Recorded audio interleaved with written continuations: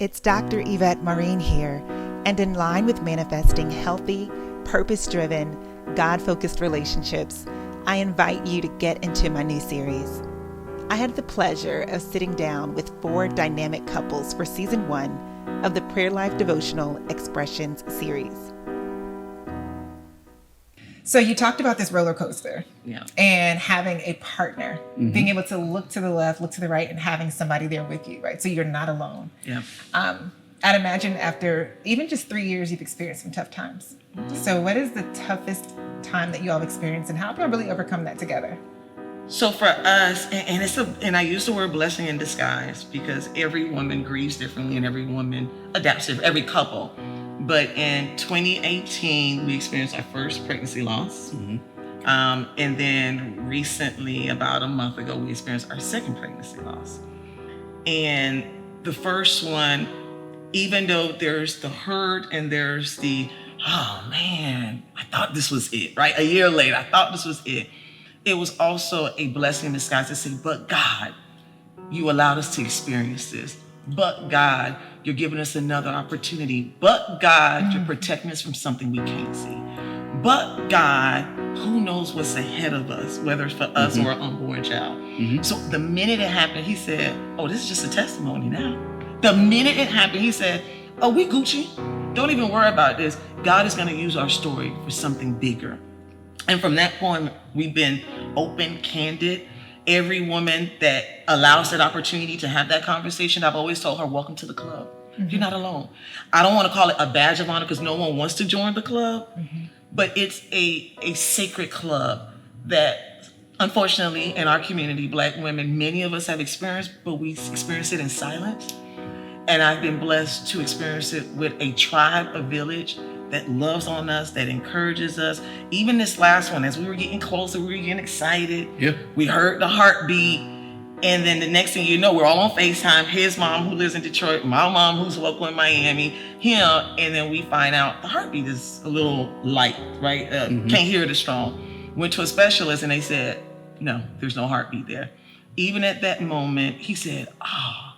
But in that it didn't finish with a thank you, God. And I had to check myself because that weekend we were smiling and laughing. I said, is there something wrong with us? Because obviously it hits you at different points, right?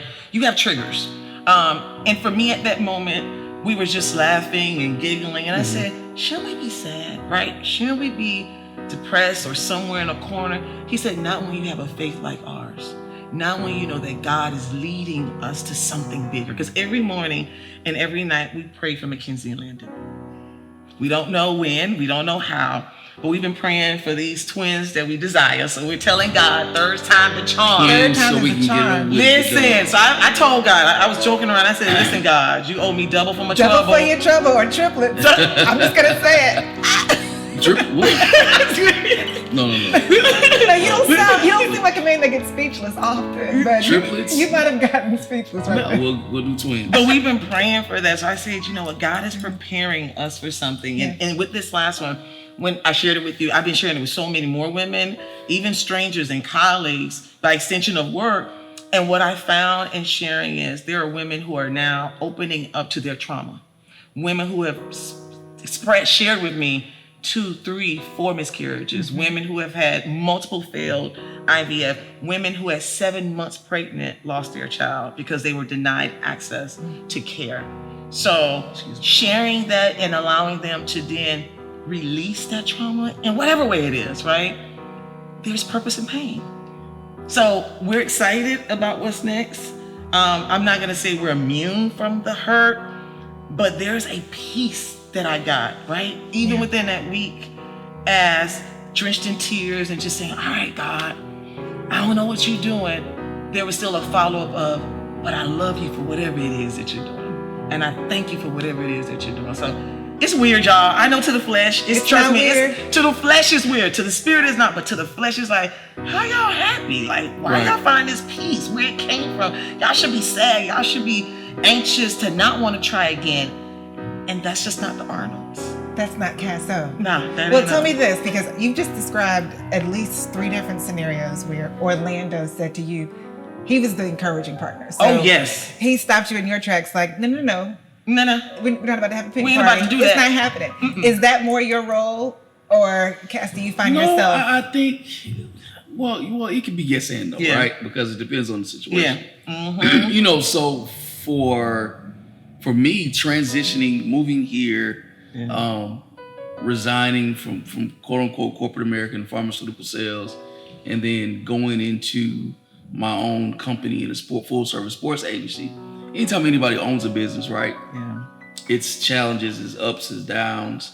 But really getting into that mode, you have to have somebody that's going to consistently say, "Nah, babe, you got it. You doing good. Good job. This and that." And that's been her to this day. I mean, I wouldn't say that Cassandra was an avid sports fan, but she is now. But I did do the Go Blue. She does. When we first met. She did.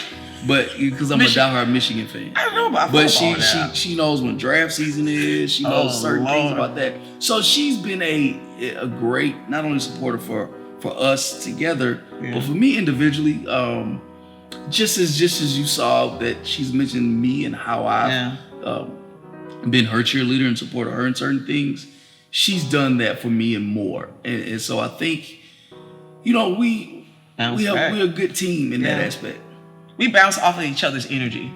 Because there's sometimes I'm like, we say what? Yeah. Right? It's that hype woman mentality. And there are times for him, he's like, no. Even if it's for a quick 2 seconds, he just reminds me that, we're a child of God. Like, we're stronger than we think we are. Mm-hmm. So it's a balance that allows us to take us to the next level. And that's what I love. When you are weak, he is strong. There you go. When he is weak, you are strong. And that's the beautiful balance. And we don't let each other sit in this little soppy. I don't think we've ever allowed that. No. Even with our 2 losses, we've never been, quote unquote, sad for more than whatever that period is, right? And you can't define someone's grieving process by no regard, right? Whatever it takes for that individual, that woman, allow her that space. But for me and him, it just was a pick her back up. And then when I need to get in my little moments and he needs to, because we all have our moments, even when we got our results back with what was wrong with, everything, for that quick moment, we found out it was a boy. Yep. And I was like, right? I was at the doctor's office. Yeah. Just that moment, I was like, boy, mom. But after that, I was like, but thank you, God. Because that boy didn't have to experience what his future said by those test results. Right. So that was a blessing. And when he found out it was a boy, he was like, okay. I was like, for that moment, but then I realized, and I think that goes back to a core fundamental value for both of us that we share so often, is that no matter what, our faith. We lean on God, no matter what. Even when you feel like you're not catching a break, you just got to say, okay, you can vent, you let your flesh vent. Yeah, days, gotta get it out. I believe you gotta let it out. But what I think the number one thing that we both always rely on, at the end of the day, at the end of the night, we look back and say, okay, God, you got something else coming. Yeah. Whenever this door is finna open, it's gonna be real big. Because I'm gonna be real with you. No matter the circumstance, if you're talking on the professional, on the personal, on the family, the finances, you all space. And that's been the transition for us in those 3 years. We've experienced every part of that, right? Every part of it. Every transition you could think of for a couple in 10 years, we've experienced it in 3 years. And I think that's what has made us stronger, because we've gone through it so much, so early on, that it's almost like, I've seen that before. I've been through it. Because I'm going to be honest with you, 2017, we got married. 2018, got our first pregnancy, right? Got pregnant the first time. 2019, I had 2 surgeries, myomectomy because of fibroids. And in 2020, we had our second. So I'd be like, can I just take a break? Can I have one break? But thank you, God. Thank you, God. There you go. That's always been my interjection. Right. So there's so much I could ask you all about, the Casso. The Casso. We're going to have to trademark that. I know. It's not trademarked yet? No. It is. Y'all, we're saying this on TV. I'm joking. By the time it's aired. By the time we leave here today, it should be trademarked. You said you prayed for your lost children. Yeah. You prayed for a number of things, but what exactly have you prayed for each other? Obviously, I hear strength. I also see that you all encourage each other very well, but what is your biggest prayer, your strongest prayer for each other? You know, mine for her is just a breakthrough, just to get what she finally wants, whether it's professionally. Don't make me tear up.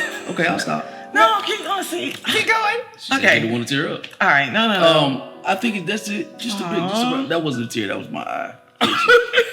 Just full transparency. It's the joke part. See what I'm talking about? I can't even but not to laugh around here. Anyway.